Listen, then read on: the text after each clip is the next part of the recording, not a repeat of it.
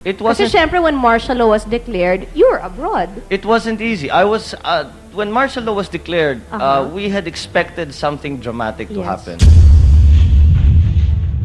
Would anybody have the guts to say na, oy, pare, galit ako sa'yo, bakit ganyan naman ang mga magulang mo? Would they dare do that to you?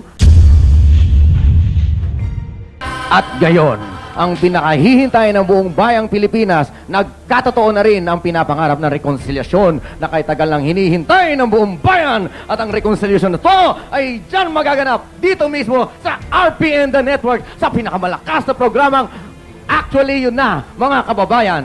Dito lang pwede magtagpo ang silangan at kanluran, ang langit at lupa, ang buwan at araw, ang Romualdez, ang Juanco, Marcos, Aquino at Ignacio. Walang iba kundi si Congressman Bongbong Marcos. Tumayo po tayo lahat at magpugay. Congressman! Siya tumayo. Hello, Bong.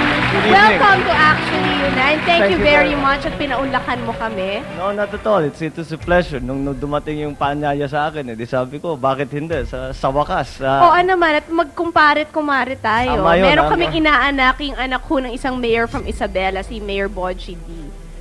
How are you? I am fine, thank you very much. I've been a little busy, but... I commented kanina na you lost a lot of weight. Is I- it because of your health club? Hindi. Well, I try to keep a health regimen. Talagang natutunan ko yun sa ama ko is to try and exercise. Lalo na pagka nangangampanya ka o nasa labas ka, it's very important, you know, because you have to keep going, you don't eat at the right time, di ka natutulog. So, those things have to be maintained.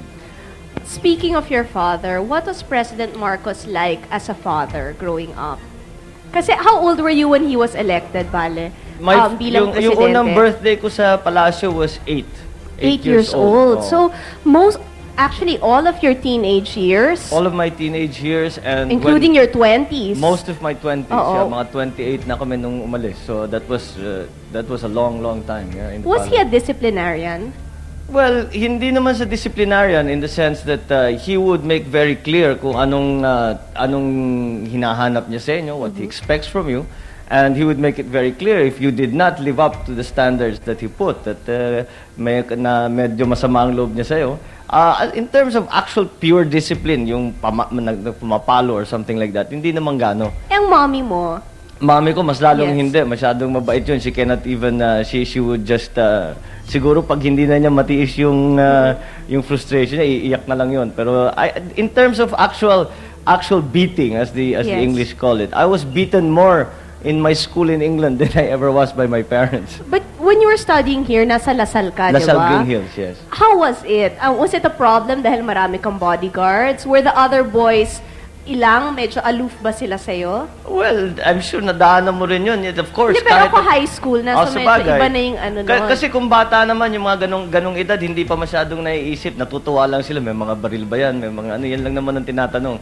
But madaling makalimutan yan. Basta't mga bata, nakikita mo, magsasama-sama, maglalaro yan.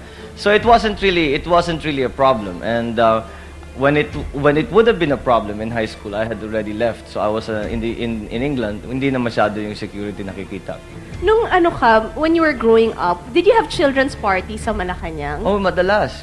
In fact, yung mga children's parties namin, yung mga party namin mga magkakapatid, doon na ginagawa sa Palacio because we would invite a lot of people. They would have performers and things like that. We'd have great parties in the palace. All your life kasi, Bale, both parents are very active in politics. Do you think that is what has led you to go into this kind of life? Oh, hindi mo maiiwasan. There is no way. The only way you can explain my having entered politics is definitely because of how my father really that he even said it in his when he was still alive that he would say, I have committed not only myself to the work that I have done. I have not committed only my person, but my wife and my family too. And the time will come when you will find that you have no choice. Not to enter politics, but perhaps in the positions, in the kind of causes that we would champion. So, matagal na talagang alam na namin na kahit papano, yung ginawa ng aming ama will affect us for the rest of our lives, in whatever fashion. So, and it's turning out to be true, because how can something that dominant be suddenly just go away? So kahit na ngayon ilang taon na ito, we're still feeling the effects of what my father did, and I have no doubt to the day I die, I will be feeling those effects. You're the middle child ba? I am the middle child, yes. How is it? Kasi ako youngest so medyo nabe-baby talaga ako. Ikaw middle child, only boy pa.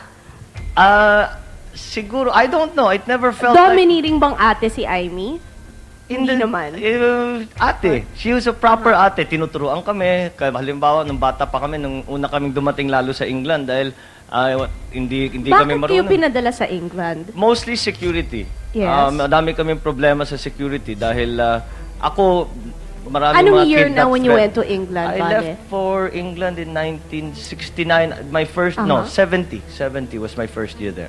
And then, you stayed there until when? I stayed there for almost 10 years until until I left for University of Philadelphia, of Pennsylvania. Nag-Wharton ka, Yeah, diba? that's when I went to Wharton. Yeah.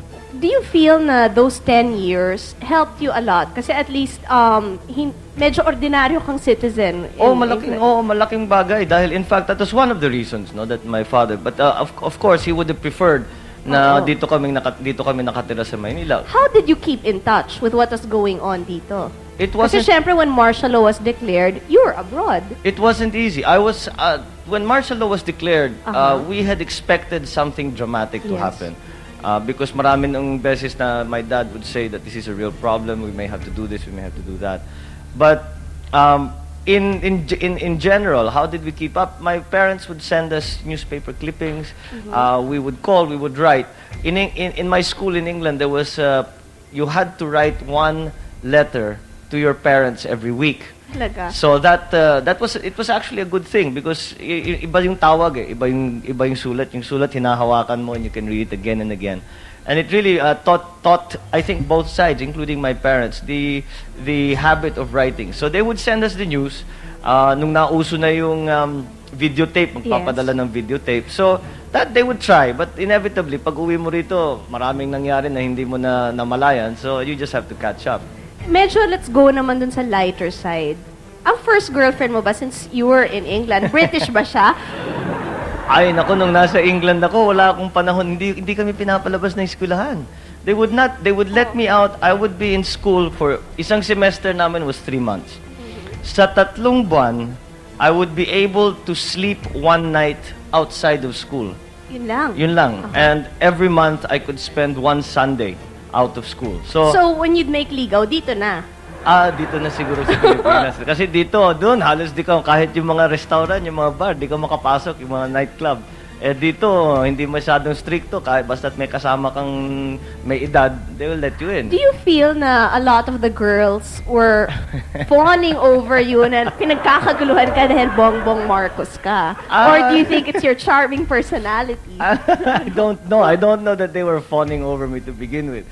I don't know kung bakit lahat ng tao, ang kanilang impression sa akin are that the women were fawning over me. Believe me, there were times kung I would be calling, trying to get a date, and I couldn't get a date. Why suddenly this image of women fawning all over me? But I don't know. I think yung you tell me if I'm right. Yung pagganap ng presidente, that last mga 5-10 minutes, unless may complex na talaga yung tao, yung talagang galit sa'yo dahil anak ka ng presidente, wala ka na magagawa.